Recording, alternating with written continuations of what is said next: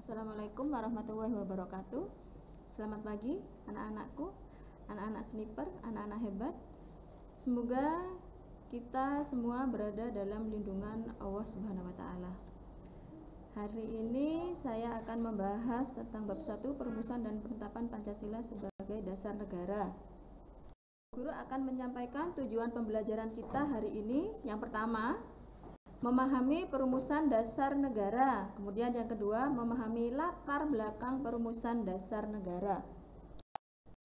Hari ini Bu Guru akan membahas tentang perumusan Pancasila sebagai dasar negara. Yang kedua, perumusan dasar negara. Dasar negara merupakan pondasi berdirinya sebuah negara. Ibarat sebuah bangunan tanpa pondasi yang kuat tentu tidak akan berdiri kokoh. Semuanya gini, kalau kalian mau buat rumah jadi harus disiapkan dulu pondasinya, sama halnya dengan suatu negara. Ketua BPUPKI Dr. KRT Rajiman Wetyodiningrat berpidato di awal sidang pertama menyatakan bahwa untuk mendirikan Indonesia merdeka diperlukan suatu dasar negara. Beberapa tokoh pendiri negara mengusulkan rumusan dasar negara. Rumusan yang diusulkan memiliki perbedaan satu dengan yang lain. Usulan-usulan mengenai dasar Indonesia merdeka dalam sidang pertama BPUPKI secara berurutan dikemukakan oleh Muhammad Yamin, Supomo, Insinyur Soekarno pada sidang BPUPKI tanggal 29 Mei 1945. Mr. Muhammad Yamin mengusulkan rancangan dasar negara Indonesia, mengatakan bahwa rakyat Indonesia mesti mendapat dasar negara yang berasal daripada peradaban kebangsaan Indonesia. Orang Timur pulang kepada kebudayaan Timur. Kita tidak berniat lalu untuk meniru sesuatu susunan tata negara negeri haram. Kita bangsa Indonesia, masuk yang beradab dan kebudayaan kita beribu-ribu tahun umurnya. Muhammad Yamin mengusulkan secara lisan 5 dasar negara Indonesia merdeka, yaitu yang pertama, peri kebangsaan, peri kemanusiaan, peri ketuhanan, peri kerakyatan, dan yang kelima, peri kesejahteraan sosial. Asas dasar Indonesia merdeka secara tertulis menurut Muhammad Yamin. Yang pertama, ketuhanan yang Maha Esa. Yang kedua, kebangsaan persatuan Indonesia. Yang ketiga, rasa kemanusiaan yang adil dan beradab. Kemudian yang keempat, kerakyatan yang dipimpin oleh hikmat kebijaksanaan dalam permusyawaratan atau perwakilan. Yang kelima adalah keadilan sosial bagi seluruh rakyat Indonesia. Pada tanggal 31 Mei 1945, Supomo menyampaikan pidatonya tentang dasar negara.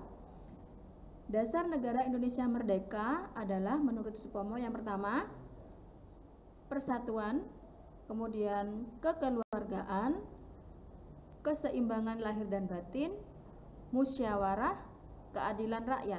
Supomo juga menekankan bahwa negara Indonesia merdeka bukanlah negara yang mempersatukan dirinya dengan golongan terbesar dalam masyarakat dan dipersatukan dirinya dengan golongan yang paling kuat. Di sini golongannya itu adalah golongan politik atau ekonomi yang paling kuat. Akan tetapi mengatasi segala golongan dan segala paham perorangan, mempersatukan diri dengan segala lapisan masyarakat.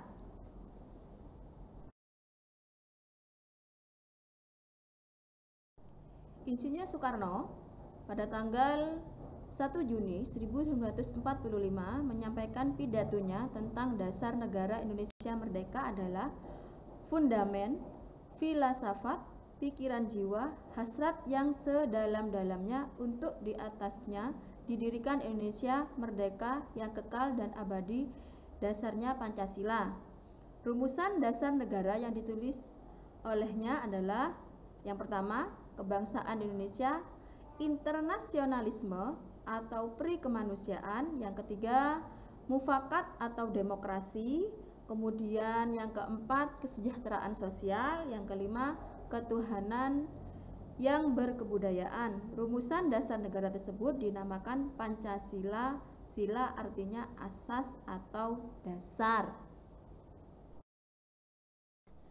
Pada akhir masa persidangan pertama, Ketua BPUPKI membentuk panitia kecil yang bertugas untuk mengumpulkan usulan para anggota yang akan dibahas pada masa sidang berikutnya.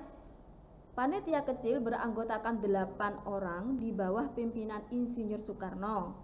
Anggotanya antara lain Ki Bagus Hadikusumo, A.A. Maramis, Otto Iskandar Dinata, dan Dr. Muhammad Hatta.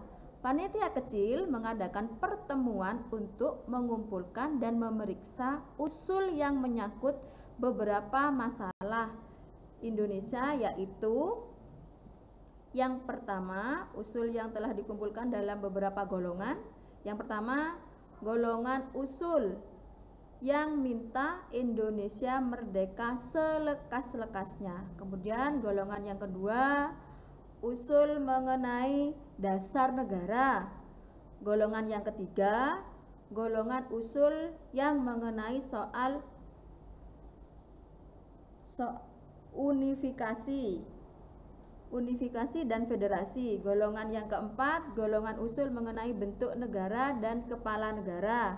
Yang kelima, golongan usul yang mengenai warga negara. Yang keenam, golongan usul yang mengenai daerah. Kemudian yang ketujuh, golongan usul yang mengenai soal agama dan negara. Yang kedelapan, golongan usul yang mengenai pembelaan. Yang kesembilan, golongan usul yang mengenai soal keuangan. Sesudah sidang Chuo Sangiin, panitia kecil mengadakan rapat dengan 38 anggota BPUPKI di kantor besar Jawa Hokokai. Pertemuan tersebut membentuk lagi satu panitia kecil yang disebut dengan Panitia 9. Di sebelahnya ini anak-anak ya, anggota Panitia 9. Panitia 9 mengadakan rapat di rumah kediaman Insinyur Soekarno di Jalan Penggasaan Timur nomor 56 Jakarta pada tanggal 22 Juni 1945. Panitia 9 telah mencapai satu persetujuan atau kesepakatan tentang rancangan pembukaan hukum dasar atau disebut dengan Undang-Undang Dasar. Rapat berlangsung secara alot karena terjadi perbedaan paham agama dan negara. Oleh Insinyur Soekarno, rancangan pembukaan hukum dasar negara ini diberi nama Mukadimah. Oleh Mr. Muhammad Yamin dinamakan Piagam Jakarta, dan oleh Sukiman Wirjo Sanjoyo disebut Gentleman's Agreement atau 4 pilar kehidupan berbangsa dan bernegara. Setelah rapat cukup alot, disepakati rumusan konsep dasar negara yang tercantum dalam rancangan Mukadimah Undang-Undang Dasar 1945.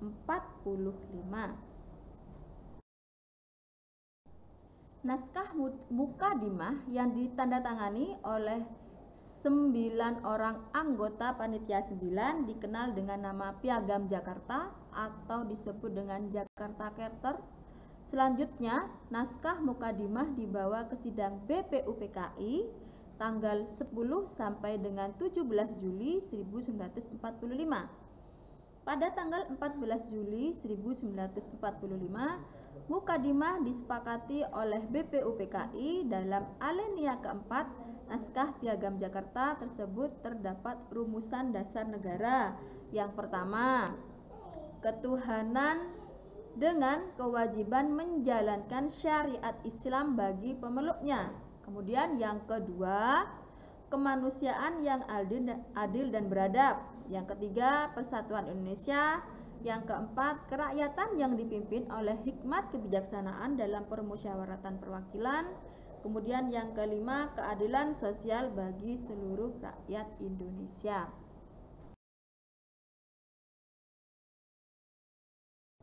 Rumusan dasar negara yang tercantum dalam naskah Piagam Jakarta tersebut dalam sidang PPKI tanggal 18 Agustus 1945 mengalami perubahan. Sila pertama, ketuhanan dengan kewajiban menjalankan syariat Islam bagi pemeluk-pemeluknya diubah ketuhanan yang Maha Esa. Latar belakang perubahan dari sila pertama tersebut menurut Muhammad Hatta bermula dari datangnya utusan Opsir Kaigun. Mereka memberitahukan bahwa wakil-wakil Protestan dan Katolik dari wilayah yang dikuasai oleh Angkatan Laut Jepang merasa keberatan dengan bagian kalimat rumusan dasar negara dalam naskah Piagam Jakarta yang pertama. Kemudian Muhammad Hatta mengajak antara lain Ki Bagus Hadikusumo, Kiai Haji Wahid Hasim, Mr. Kasman Singo-Dimejo, dan Mr. Muhammad Hasan mengadakan rapat pendahuluan supaya tidak terjadi perpecahan sebagai bangsa. Tokoh pendiri bangsa bermusyawarah menghilangkan bagian kalimat yang pertama. Dengan demikian, rumusan dasar negara yang tercantum dalam pembukaan Undang-Undang Dasar 1945 yang ditetapkan oleh PPKI tanggal 18 Agustus 1945. Yang pertama, ketuhanan yang Maha Esa, kemanusiaan yang adil dan beradab, persatuan Indonesia, kerakyatan yang dipimpin oleh hikmat kebijaksanaan dalam permusyawaratan perwakilan, kemudian yang terakhir keadilan sosial bagi seluruh rakyat Indonesia. Sekian anak-anak pertemuan kita, pembahasan kita hari ini. Kalian Bu Guru beri tugas untuk perumusan Pancasila sebagai dasar negara halaman di buku paket halaman 12 tabel 1.1. Jika sudah selesai langsung dikirimkan di Google Classroom, kodenya tetap seperti minggu kemarin.